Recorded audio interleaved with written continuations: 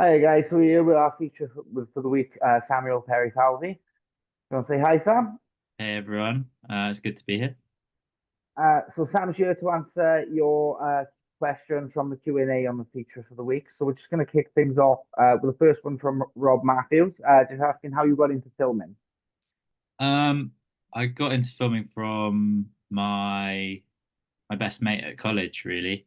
I wanted to be a environmental scientist, a marine Right. biologist, and I didn't do so well at my A levels for the first year. So I was like, maybe I should do something else. And I'd been doing photography for a number of years and was loving that. And then my mate was doing the film course, and I asked him, was it any good? And he said he loved it. And then I was like, all right, I'll give that a go. And then it was kind of Yeah. history from there, really. Yeah, Sort of fell in love and moving forward, like. yeah. And what would be your favorite style of filming there at the moment? It's difficult because I think it really varies. Like, I love the diversity of it, and I love trying and doing so many different things. Like, I love one shots, but I also love like intricate, like narrative cutting and like really like picturing frames and letting the story kind of like unfold and telling a story with camera positions rather than like and with cuts. So it's kind of like I think the style really depends on the story, and I think I my preference is telling good stories and telling Yeah, the stories in the right way. So it's kind of like very dependent on the project, yeah. The which is shoe's what's got to great fit. about it. Is like it can be so diverse, and I don't think for myself, I don't love one. I think I love what's Yeah. right for the story and telling it the best way possible. So the next question we got in now is from Belgland, and she says, "How does it feel to get recognition from your peers after working on Money Game 3? And do you have any advice for filmmakers or just average people who wish to achieve a more interesting visual take on something?" Oh, yeah, it has been great getting the response to Money Game Part 3 because it's probably my proudest piece of work that's been released to date. There's some other pieces that are yet to come out that I think are really cool as well, that are up there. But yeah, it's really nice to have people recognize your work. It doesn't really change much in terms of your career necessarily, but No. I wouldn't say my job's become easier and I've had more work because of it or anything like that necessarily. But the recognition is really nice. It means you're like making progress, which Yeah. is cool, and having people appreciate the work is has been amazing. And some of the people who have reached out to me just to talk about it have been like people who are like I really look up to and really respect in the industry and stuff. So that's been pretty amazing. But yeah, I think in terms of like what was the last bit of that question? It was to Is there any advice for filmmakers or just average people who want to get a more visual and interesting take on something? um I suppose just keep thinking about it. It's one of those things is like you develop your own taste and eye, and it that really kind of like um develops as you develop as an artist. So I think Yeah. if you want to make it more interesting, be more interested in it. It's like the more you can get behind it and more you invest into it, the more you can develop that and develop your eye and develop your skill. So it's kind of like one of those things that just grows with time. And as you like take more photographs, you're going to notice more things. Yeah. You'll have that eye for it. You'll be looking for it. And those things become like second nature. So um, I think it's just like incorporating that as much into your life as possible, and then you develop those skills naturally. Um, Great. So the next question there we have is quite a good one from Sandy Ritz. With AI rushing to the forefront, do you see any benefits of this medium in filmmaking and photography? yeah, I think there is lots of benefits for it, but I think what it's currently being sold as isn't that. I think it's being Yeah, pushed in a lot of ways to replace the creative industries, but I don't think that's really beneficial for the creative industries or businesses. I don't think it's going to do anything. It's like when you see an AI advert, it doesn't do anything but make me not want to support that company. yeah, It's kind of like they've gone and taken a cheap route. So why should I trust their products? It's like where else are they cutting corners? Yeah. It's kind of also like it's a really useful tool though. Like we use it all the time. Like when we're doing mood boards, when we're doing storyboards, when we're doing um, a lot of prep and treatments on really low budget things. It's like it would be amazing to have a storyboard artist on a lot of things, but Yeah. you're never going to employ them on a budget of something that's really like you don't have enough money as is. Like on the bigger projects, yeah, 100% you should definitely be employing storyboard artists because it's the easiest way to get what you need from it. But when you need to convey an idea with someone who's a perfectionist or like very into what they're doing, like working with Ren, we've been using a lot of different techniques to show him ideas and kind of get everyone on the same page and really like Yeah. work out what we all want to then so when we go and make the video we are all on a similar page as possible. um, so it can be a really useful tool. I think it's when it's cutting out the menial tasks and the non-creative tasks, and I think that's a really useful skill for it and a really useful place for it in the industry. But when it's replacing like creatives, it's really not helpful. You know? Yeah, it takes the soul away from it. And I think Yeah. at the moment there's a big difference between AI assisted and AI generated. Yes. Yeah. Like I think it's really good in AI, in CGI and stuff like that. So AI tracking, AI masking, AI things like these are jobs that AI, like visual effects artists don't want to do.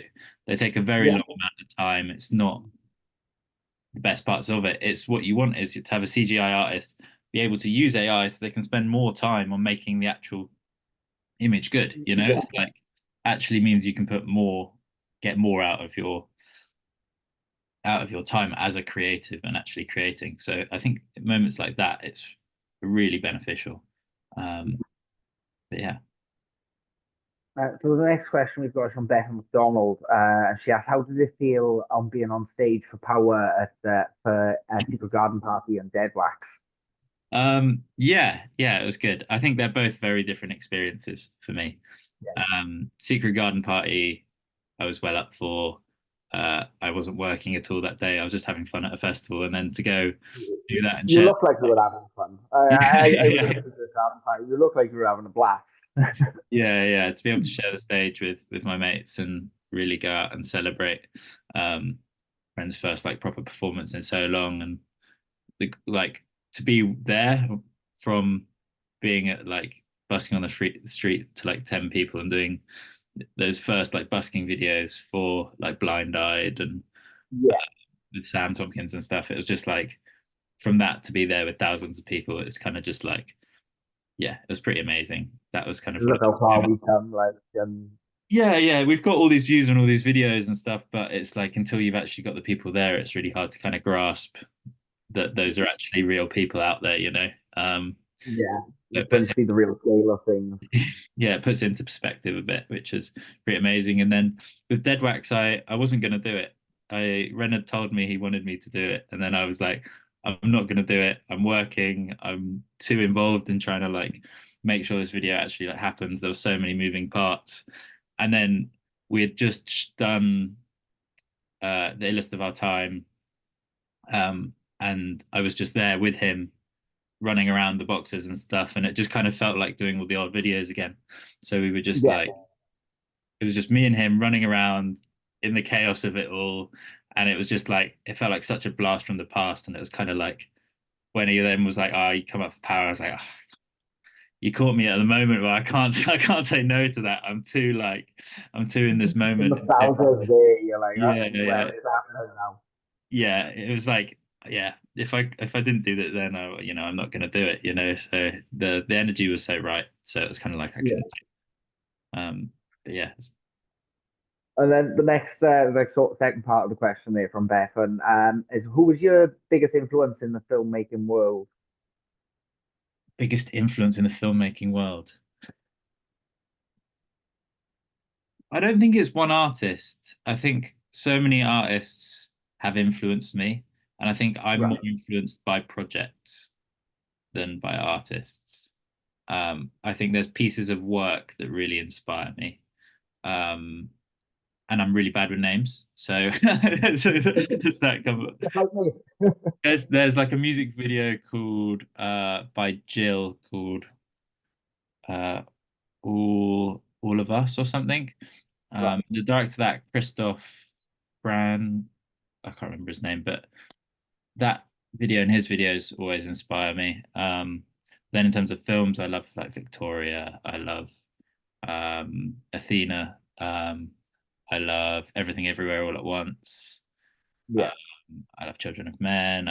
There's so many films out there that are just absolutely beautiful piece of work, and I think so many different films out there. So it's like every film inspires me in a different way. And so like June, I love June. I love sci-fis. I think that they Yeah. inspire me so much. I just love that other world, and um, if there was somewhere I would escape to, it's the science fiction universe, really. Yeah. I love my sci-fi. Yeah, yeah, yeah, um, yeah. And then we got, but where would you like to be then in 10 years, career-wise with the filmography? Um, I'd love to be shooting feature films. That's Yeah. my and narrative long form projects. So like TV series and stuff like that. I still want to be making like music promos, music videos, and commercials and stuff like that. I still love the short form stuff, and I love what you can achieve in such a small amount of time. And I think there's such an art to telling a story in such a short amount of time, and trying to like get so much information across, get people committed to characters, committed to stories, like invested in it. I think um, is a really interesting art form, and I really love it. But I got into it loving films, and they've always been such a huge part of my life, so I can't really see anything else that would be the dream for me. Um, Yeah. I just want to go make feature films and see them on the big screen and tell important stories. I think that's just as important. I think telling important stories is the main thing. If I can keep doing that, I'm going to be happy. Like no matter what Yeah. format they're in. If the message is reaching people, Yeah, it's working. yeah, and also in 10 years I want to still be making films. Like I Yeah. want to have a stable career and be able to live, but also create and tell important stories. I think is yeah.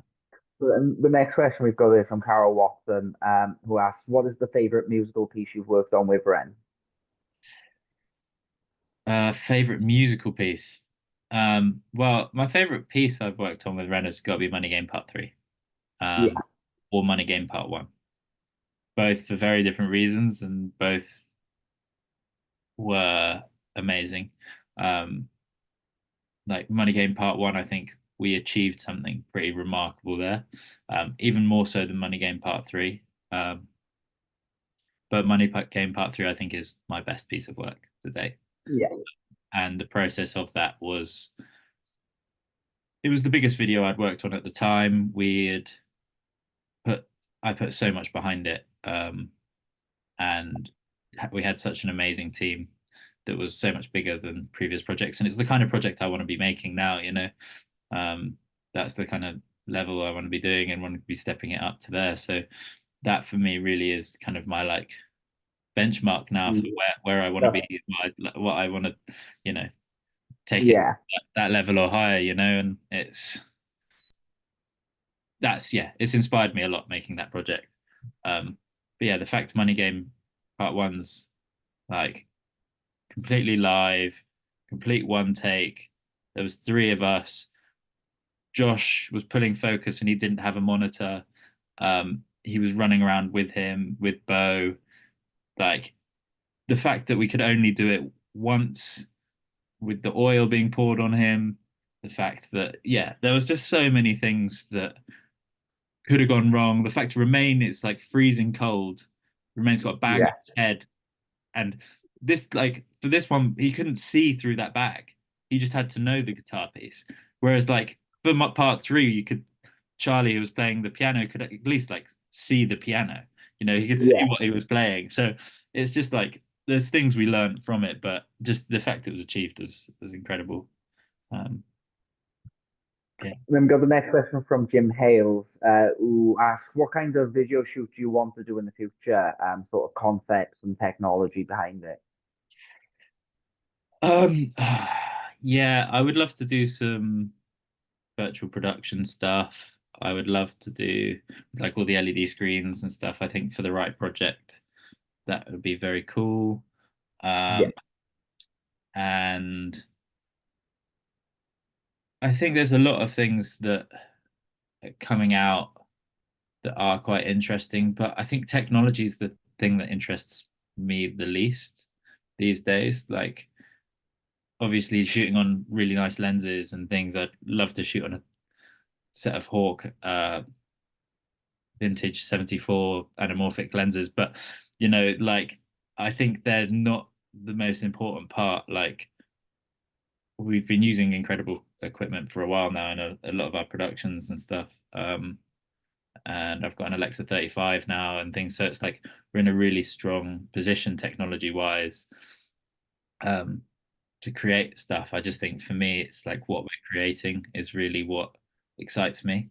Um, and you've got to use the right tools for that job. So yeah, I think that's what it all comes down to for me. It's like it'd be great to be using like techno cranes and things like this and that I've not used before. And I think using new pieces of technology are really exciting. But I I can't really be like, oh, I really want to use this thing or excited to use this thing unless there's something I want to try and do. And then once yeah, through achieving that, that's what excites me. It's did a short film last summer, and the fact we used mirrors to shape perspective and have one character in a scene twice and things like that, they're what really excite me. Um, yeah, and doing things practically like that, it's just like, but you would never know those things until you've got that project in front of you that you've got to try and achieve this thing. So yeah, I think yeah, for me it's down to the project for sure. And then we've got the next question from Amanda Gissin, who asked, do you enjoy watching filmographer reactors and reactors react to your work? Yeah, I do. I think they're all very nice though. I really sometimes I want someone to rip into my work, you know. I want people to see the flaws, and I think the reaction community is just too lovely. I do really, I listen to, I watch a few of them, and if people send them my way and say, "Oh, check this video out," Yeah, I definitely try to, and I do really enjoy it. It's really interesting though. Like I know some of these reactors spot things, and I think like, do they not have an opinion on that? I yeah, just, really don't want I'm just really like, I know the whole community and Ren's fan base is they're amazing. They're also so defensive.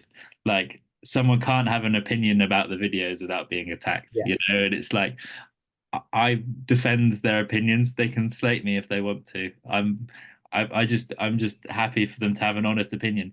If they yeah, say, "Ah, this thing isn't actually that great. I think this is blah blah blah blah blah blah blah," or it's technically there's this flaw or whatever. If they say something else, I'll actually appreciate it probably more because I'm like, okay, yeah, this person actually means it when they're saying, I think this is an amazing video because they've got yeah, this thing and that they've said. Oh, okay, maybe it's, you know. So yeah, that's one of the things that like for me watching a reaction video is like it doesn't necessarily feel like 100% honest. It just feels like it's a true positive reaction, you know? yeah. So it's like you Do you can't have any get, favorite? do I have a favorite?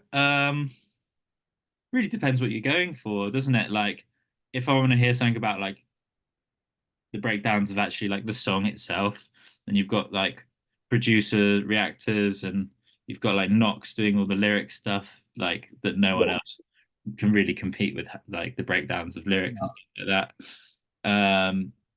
For some of the earlier ones, I used to really like Joey Sparks's ones just because it's just another like he was one of the few like filmmakers reacting.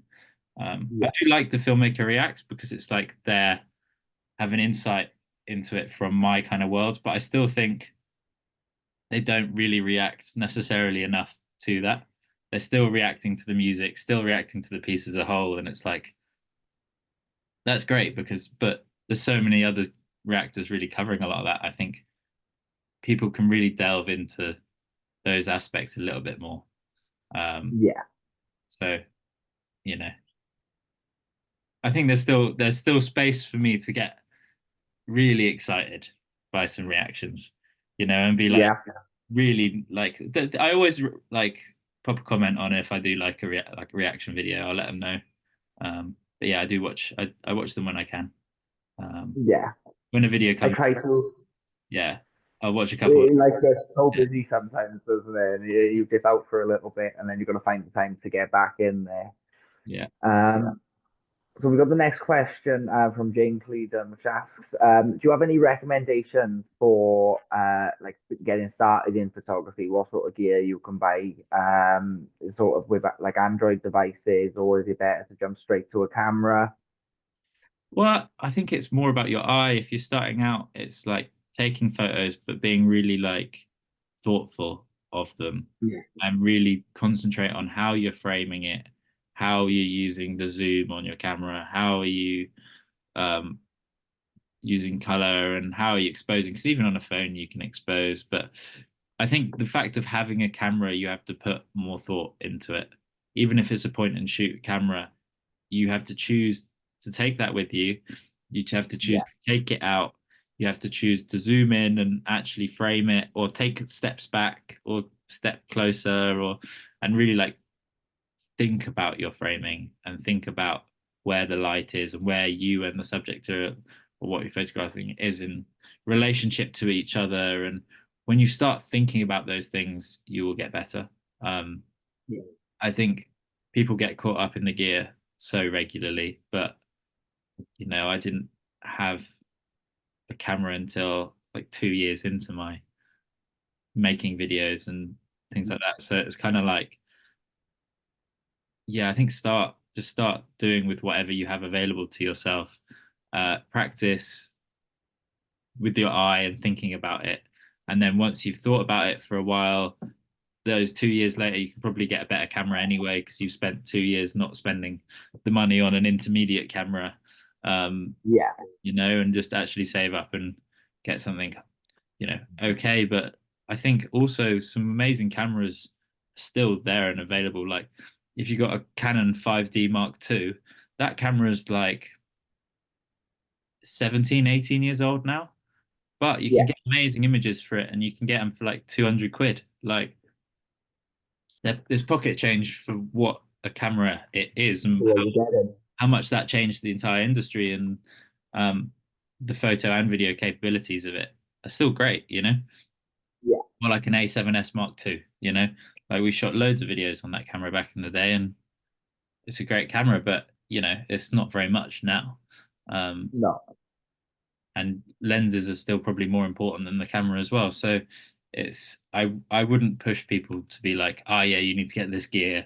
Oh yeah, you need to get this. Even though all of us video heads get very caught up in the gear. I'm one of those people, and I can't help but I've got a big list of kit I need to buy, and just yeah. myself another like DSLR recently to go shoot smaller videos with and things. So it's kind of like, yeah, I think it really varies, but um, I've seen a lot of great stuff now, even like on iPhone. Like I know Skinner oh yeah, Brothers, for example. Skinner Brothers film a lot on iPhone and stuff, and the video quality is really, really good from it. yeah, yeah, yeah. It's amazing if you can start recording externally on an iPhone and have some lens adaptions and things to it. It's a really powerful tool. But then you say that an iPhone still costs £1,000. You know, Yeah, it's yeah, like yeah, you can get cameras way cheaper than that were breaking cutting edge like 7 years ago. 8 years ago. yeah, Like definitely. so, it's like okay, yeah, cool. You can shoot it on your iPhone. That's great if you've already splashed out If on it, you've got one, yeah, but that's still quite an expensive camera. Like mm, really, it's so yeah. So the next not an question we entry got level you. piece of kit. It's not an entry Sorry. level. It's not an entry level piece of kit. No. Basically, what I'm trying to say. Um, Yeah. but yeah, sorry, yeah, go on. So we've got the next question here. Oh, my notes have vanished. There we go. From Annette Crook saying, a bit of a weird one. If it was snowing and you could only pick one item, would it be a coat or a camera? depends how cold it is and where it is. Like if it's snowing in Canada, I'd probably take the camera. If it's Yeah. snowing in England, I am taking a coat. Like, It's a different you type of know, cold. I think it really depends because it's in Canada when it's -20, it feels warmer than it's -2 in the UK, Yeah. because of humidity. So it's like I think yeah, that's quite a drastic like variance like on on the experience, you know. So yeah, I want to go out and take pictures with the camera, but you know, yeah, if it's in the UK, no, Yeah, it depends where we are. depends how long you go Um, for as well, you know. yeah. And then Georgina Strikes asked, do you prefer having your own vision for a video or bringing someone else's vision to life? Both. Oh, Yeah, like I think if someone else's vision's amazing, then yeah, I love it. I love jumping on board on that and trying to take that to the next level. Um, I think that can be amazing. It's really good to go into projects knowing what the other person wants. If it's a client or something, then yeah, I love them having an idea of something they want, or yeah, them at least knowing that they are very open to ideas and then they want your idea. But if they're somewhere in between, it can be really difficult and it can be quite a lot of back and forth and it's quite hard to make them happy, which is, you know, at the end of the day, what my job is. So, but then yeah. I'm working with directors at the moment and we're co-writing projects and co-creating. So it's kind of like I love doing that and I love collaborating. So yeah, it's a big mix, really. I love both, and it's good to have both. I think if I did just Yeah. one of them, I think, um, yeah, I don't think I'd get the creative output I would want and need. So it's yeah, it's good to have that balance. Now we've got the last couple of questions here now. One from Manic for mental health. What would be your favorite and least favorite filming locations you've been to so far? Favorite and least favorite. That's really tough. There's been some that are really tricky. Like where we did Cujo Beat Down, it was so dusty. It was so Right. dusty. So it was like you kind of wanted to wear a mask the entire time and like you had dust on everything and it was like packing down. It's just like tidying things up. Usually you think like rain and stuff is bad, which it can be really difficult, but yeah, the amount of dust there was horrible. But then when we shot Sick Boy, the fact that it was kind of like a basement that had two broken window things, so you had like a wind coming through and it was late at night Yeah. and freezing cold, that was, you know, not the most pleasant either. Uh, and then the prison that we shot some videos recently with, like that was just amazing. Such a wicked location. Um, Plenty of difficulties with that as a big space and facts that there was paint peeling off half of the walls and you're trying to make it look like a modern prison and all sorts of things. So that had its difficulties.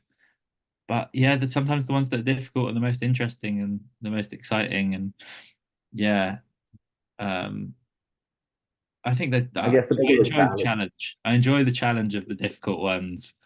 But Yeah.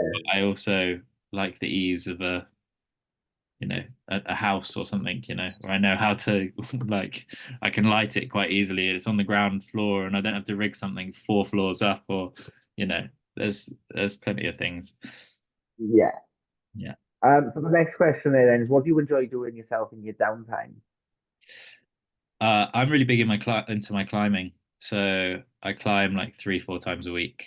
Have done for the last like year and a half, 2 years. So that's like, yeah, big hobby of mine. I'm pretty Yeah. obsessed. I'm pretty obsessed these days with it. So, um, yeah, love that and spend weekends going away and on climbing trips whenever I can. So that's pretty good. I enjoy a bit of chess.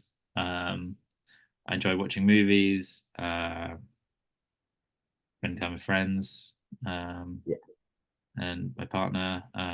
Yeah, I have board games. I love a board game. I love a good Yeah. game. Yeah. they're good. I can get proper nerdy with my board games. Um, yeah. Well, I suppose chess is also a board game, but I feel like it sits in its own realm because it's such a, Yeah, you chess. know, It's on the fourth edge of things, isn't it? yeah, it's like, yeah, yeah, it's a special. And then we've got our last question here then from Miss Me Kate. If you could have worked on any music video or film made by anyone else, what would it have been?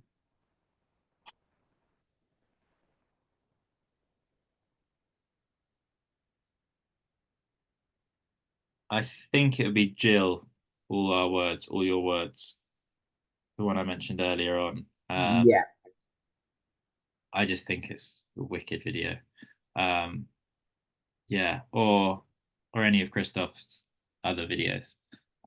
He's done some absolutely wicked music videos that I I love and I reference in as many projects as I can to try and replicate parts of it or put a twist on them. Yeah, I think creatively they're amazing. So yeah, big inspiration for me. yeah. Yeah, That's great. Well, that's the end of our questions there. So big thanks amazing. to Sam for doing the interview.